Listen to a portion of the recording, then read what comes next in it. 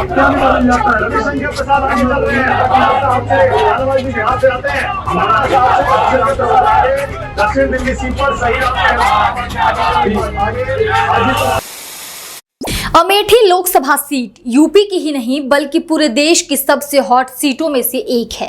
यहां से बीजेपी की स्मृति ईरानी एक बार फिर से मैदान में है। अब तक हुई वोटों की गिनती में स्मृति ईरानी पीछे चल रही हैं, जबकि कांग्रेस से किशोरी लाल शर्मा 31,000 वोटों से आगे है। बात अगर 2019 के लोकसभा की करें तो 2019 के लोकसभा चुनाव में स्मृति ईरानी ने अमेठी से राहुल गांधी को हरा दिया था। इस बार राहुल अमेठी के बजाय रायबरेली से चुनावी मैदान में उतरे हैं। कांग्रेस ने अमेठी को जीतने की जिम्मेदारी गांधी परिवार के करीबी किशोरी लाल शर्मा को दी।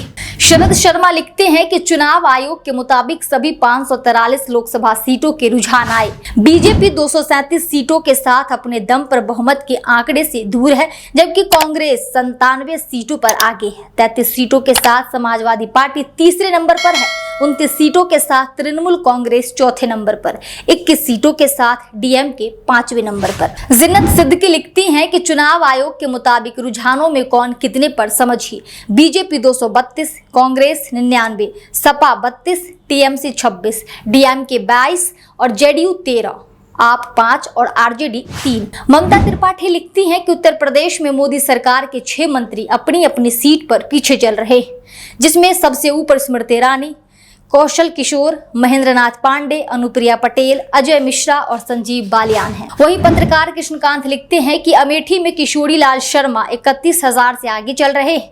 इन्हें कांग्रेस का नौकर, सोनिया का पीए आदि कहने वाले कहां मुंह दिखाएंगे। अमेठी की जनता ने दीदी के अहंकार को आईना दिखा दिया। पत्रकार सचिन गुप्ता लिखते हैं कि उत्तर प्रदेश में 4 मंत्री पीछे। मोहनलालगंज से केंद्रीय मंत्री कौशल किशोर 44,000 से पीछे। अमेठी से केंद्रीय मंत्री स्मृति ईरानी 19,000 से पीछे। मुजफ्फरनगर से केंद्रीय मंत्री संजीव बालियान 13,598 वोटों से पीछे। जालौन में केंद्रीय मंत्री भानु प्रताप वर्मा 9,532 से पीछे चल रहे हैं।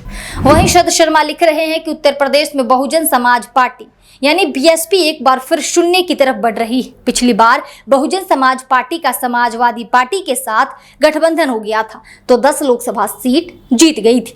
2014 में भी अकेले चुनाव लड़ने पर बहुजन समाज पार्टी शून्य पर ही सिमट गई थी। राजेश साहू लिखते हैं कि यूपी में इंडिया गठबंधन ने 6 मुस्लिम प्रत्याशियों को टिकट दिया था, 4 सपा ने और 2 कांग्रेस ने। इसमें 5 प्रत्याशी रामपुर में सपा के मुहिबुल्लाह, संभल में जियाउर रहमान, अमरोहा से दानिश अली, सहारनपुर से इमरान मसूद, गाजीपुर से अफजाल अंसारी अपनी अपनी सीटों से आगे चल रहे हैं। सिर्फ कैराना से इकरा हसन ही करीब 6,000 वोटों से पीछे चल रही है।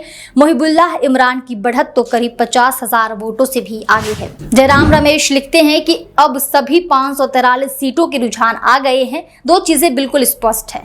पहला, यह नरेंद्र मोदी के लिए एक चौंकाने वाली राजनीतिक और निर्णायक नैतिक हार होगी। दूसरा, उन्होंने एग्जिट पोल्स को जिस तरह से मैनेज करवाए थे वो बेनकाब हो गए। एग्जिट पोल के आंकड़े पूरी तरह से बनावटी थे। शकील अख्तर लिखते हैं कि गोदी मीडिया के एंकर बहुत परेशान है। एनडीए का आंकड़ा 300 के पार भी नहीं पहुंच पा रहा।